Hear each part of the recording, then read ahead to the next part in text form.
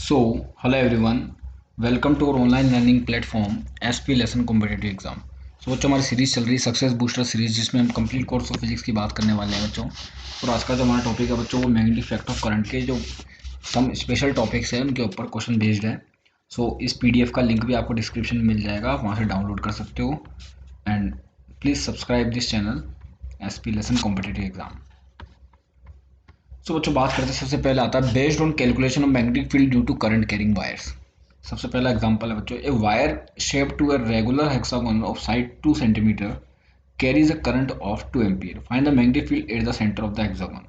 अब बच्चों हेक्सागोन की वजह से अगर आप सेंटर पे मैग्नेटिक फील्ड निकालोगे तो वो एक वायर की वजह से या एक पार्ट की वजह से जितना आएगा उसको आप 6 से मल्टीप्लाई कर दोगे तो आपका टोटल पार्ट की वजह से आ जाएगा बच्चों।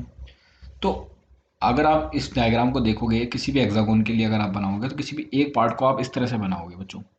ओके, तो अगर आप इसमें देखोगे BC और OB का रेशो देखोगे, ये रहा बच्चों BC और ये रहा OB, इसका रेशो देखोगे तो tan थीटा के इक्वल आएगा बच्चों, perpendicular upon base. Okay, so 1/r which is equal to 1030 divide which is equal to 1/√3, तो r जो आ जाएगा वो किसके इक्वल आ जाएगा बच्चों, √3 सेंटीमीटर के। और ये आपको डिस्टेंस चाहिए बच्चों।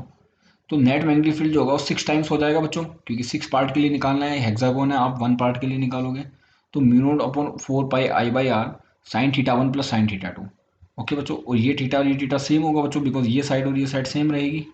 ओके, तो यहाँ पे क्या लिखोगे, ये टोटल अगर 60 हुआ तो ये 30 में डिवाइड हो जाएगा बच्चों, क्योंकि ये एक इक्विलेटरल ट्रायंगल बन जाएगा बच्चों।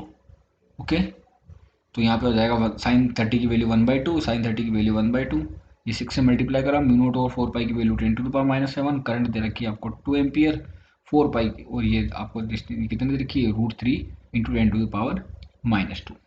ओके, आगे इसको फर्दर सोल्व करोगे आपके पास क्या आंसर आ जाएगा, 6.9 × 10⁻⁵ टेस्ला।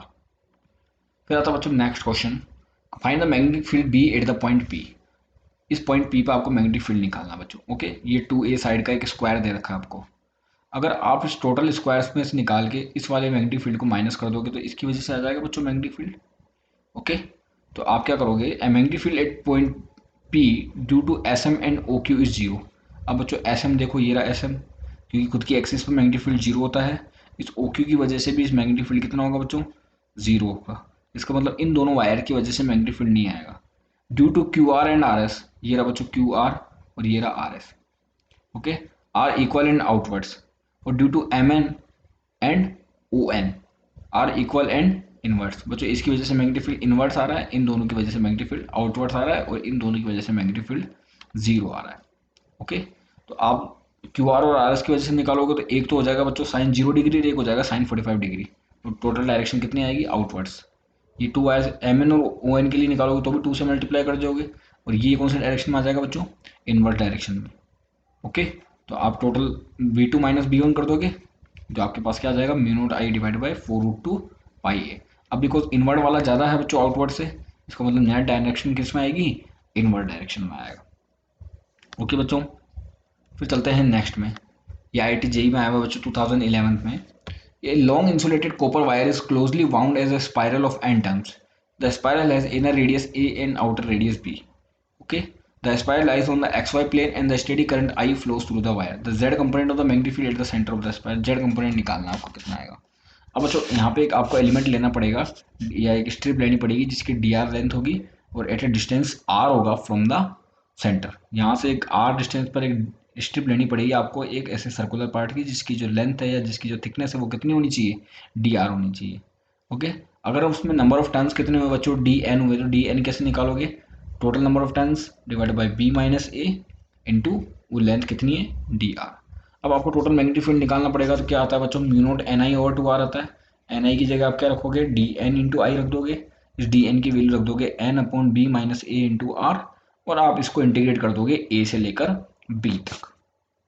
ये होता है बच्चों, अगर आपको टोटल मैग्नेटिक फील्ड निकालना होता है, जैसे आपको dx गिवन है और आपको x निकालना है, तो आप उसको इंटीग्रेट कर दोगे 0 से x तक।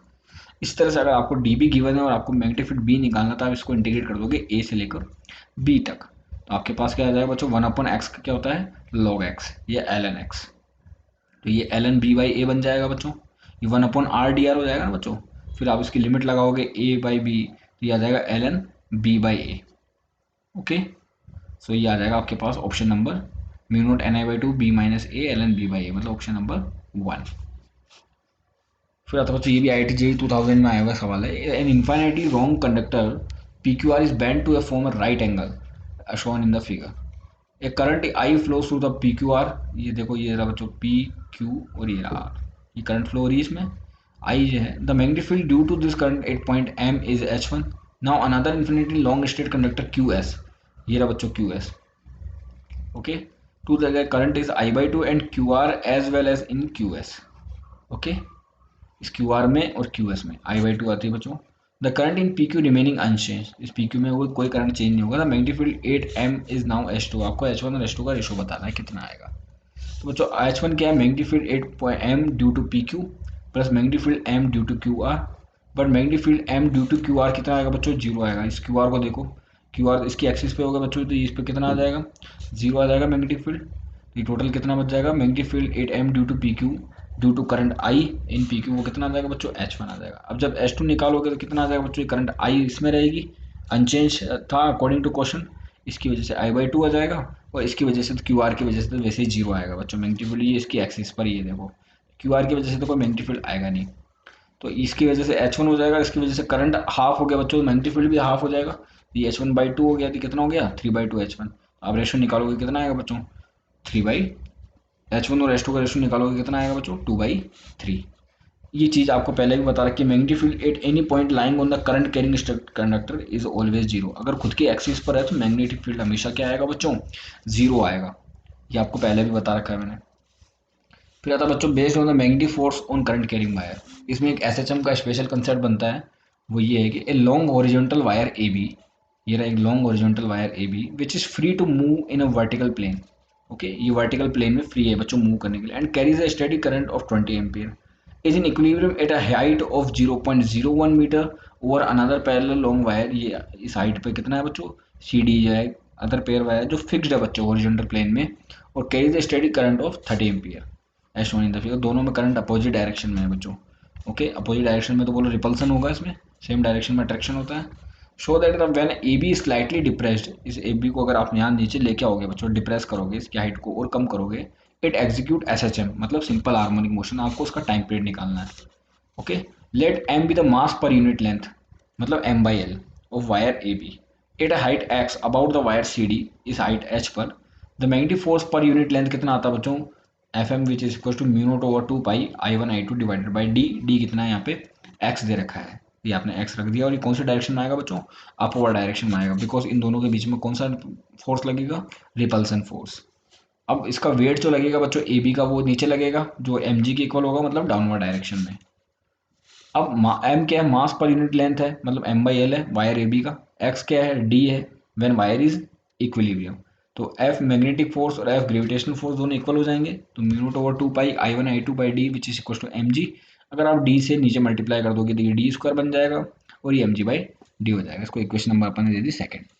ओके बच्चों, ये सेम सिचुएशन है, ये 0.01 है, इसमें आई वन जो है 20 एम्पियर है, और इसमें आपको वैल्यू दे रखी है दोनों की, ये ग्रेविटेशनल फोर्स है और ये मैग्नेटिक फोर्स है। अब इक्विलिब्रियम में रहेगा तो दोनों इक्वल होंगे। अब ए बी को आपने क्या करा, स्लाइटली डिप्रेस करा यहाँ पे, तो डिप्रेस करोगे तो एक्स डिक्रीज होगा, एक्स डिक्रीज होगा तो बच्चों क्या होगा, यहाँ पे देखोगे तो एक्स डिक्रीज होगा तो एफ एम इंक्रीज हो जाएगा, वाइल एफ जी जो होगा remains the same, gravitational force उतना ही रहेगा लेकिन एफ एम जो होगा वो इंक्रीज हो जाएगा।